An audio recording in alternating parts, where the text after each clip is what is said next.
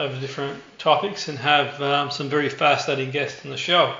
Today we're going to be talking about, you can't really avoid it on the in the news and media at the moment. There's a lot being said about AI.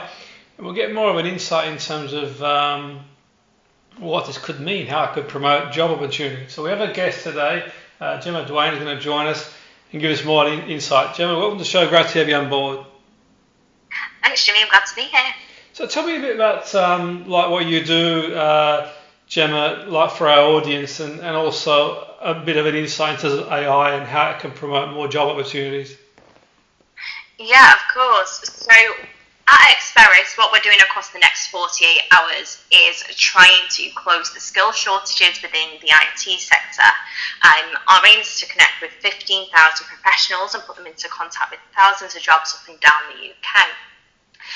We've conducted research and we've shown that 49% of employers are actually looking to increase their headcount in Q4 this year, with more and more interest in emerging technologies such as AI.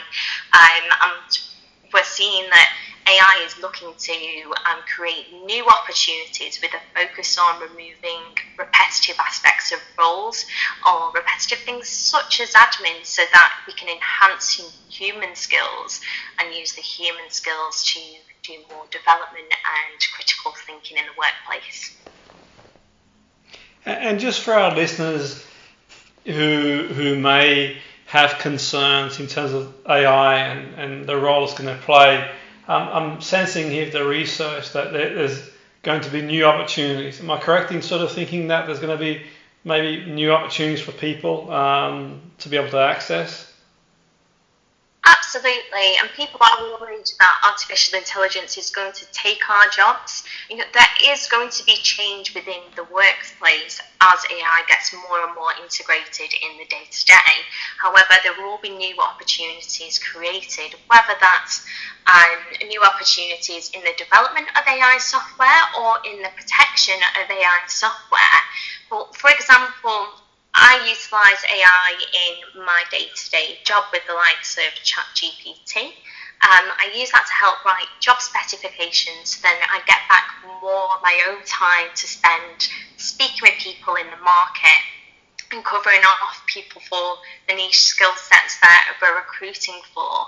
So overall, it's looking to be a positive impact to the workplace, and we are seeing the majority of employers agreeing that too.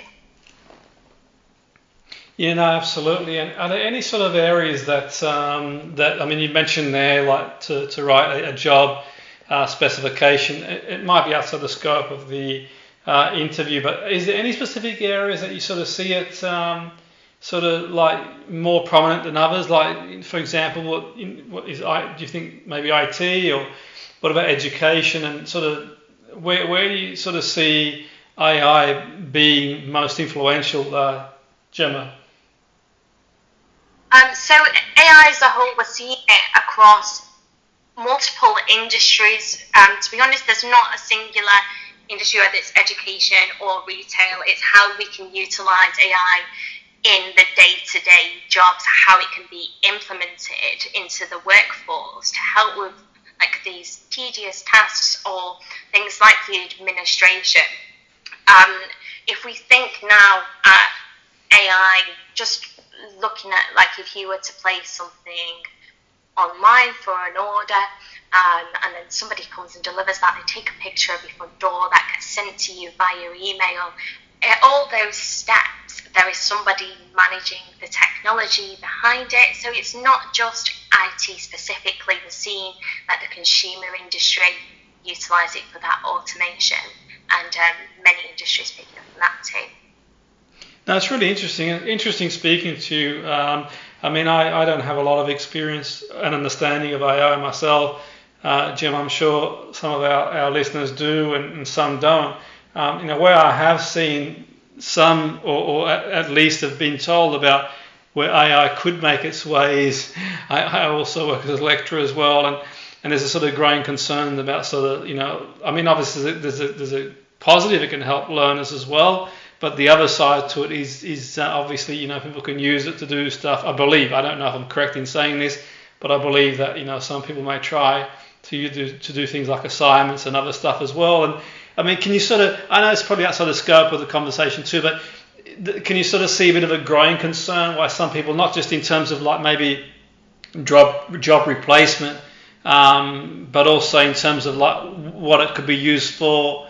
Do you sort of see that in terms of like, do you hear like people's concerns? Is anything you can do to alleviate maybe people's concerns who are not just worried about, you know, maybe job replace, but also like how it could be used in a way that, you know, it may not be ethical?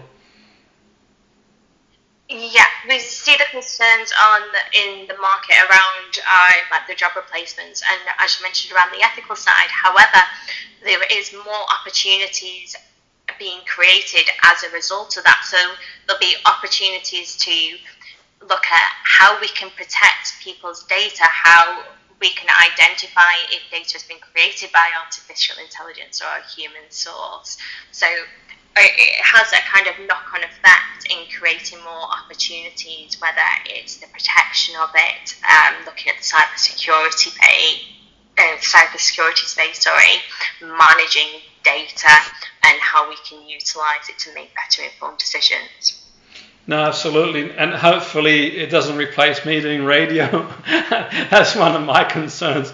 I'm sure AI can do better interviews than I can, Gemma. But no, I mean, you know, look, I say that in jest, but I sort of sense that there are a lot of positives as well. And I think you've kind of come on board and on the show and really, you know, I suppose really informative in the time we have and showed opportunities. And if anyone wants to know more about what you do, where they can see more about the research and new opportunities, it seems to me there's a whole ocean of opportunities that are going to open up for people potentially. It's just knowing about them and sort of learning more about you know, AI. Is there any way you can signpost them to go to the research and maybe see more about your work as well? Yeah, absolutely. You can find more information or get part in the tech layoffs disrupting the market by visiting our website at experis.co.uk. What our aim is in the next 48 hours is to speak with 15,000 professionals and put them in contact with thousands of opportunities that we're recruiting for up and down the UK. We have seen a big increase in opportunities coming on the market. There's been 350,000 IT vacancies specifically come available in the past 2 years alone. So we've talked about AI and the concerns around it. The demand isn't going anywhere.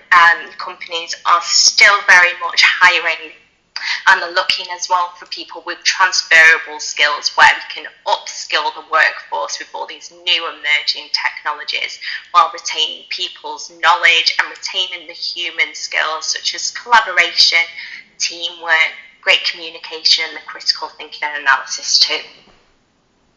Yeah, that's really interesting. I mean, you mentioned a lot the, like, you know, upskilling and is there, like, I mean, I'm guessing there's a sort of case for obviously learning this as young as you possibly can, and you know, with the market sort of changing, is there like a change, Gemma, in terms of, like, you know, learning AI, and are we seeing people you know, learning about AI as young as possible now, or what's the sort of, what's happening there in terms of, because I mean, I as you can tell through this conversation, I don't really know a great deal about it, if I'm honest, and I'll have a look and do some research and do a little bit of learning, but can you see that sort of being a big part of education in the future as well? We could see people being more interested and involved with STEM subjects, science, technology, and technology is so integrated in our day-to-day lives where it wasn't 20, 30 years ago. I can't really imagine living without the internet at this stage, or like something simple like online shopping. So technology is integrated as just part of life. So as people are growing up and in education, it's going to become more and more prevalent, and see that people will be educated from the offset and moving forward throughout the careers in education. Brilliant. And just finally, in terms of upskilling, I mean, once again, it might be outside the scope of the interview, but like, where can people learn more about, say, you know, developing these sort of skills? If I mean, I've noticed a lot more and more people speak about AI. But do you know of anywhere that people can learn, or is that sort of outside the scope of the conversation? I wouldn't be able to pinpoint that exactly, but if you do visit the website, theexperis.co.uk, we've got plenty of research on there. We've got the Manpower Employer Outlook survey, which shows some and identifies some trends as to what would be a good indication of where to research or where to focus in the jobs market. Brilliant, that's fantastic. I'll check it out myself, Jim, and have a look. But I want to thank you for your time. It's been really interesting and informative. And no doubt the listeners have found it really interesting and informative. So thanks again for your time, and have a great day. Thank you so much. You too. Thank you. Bye.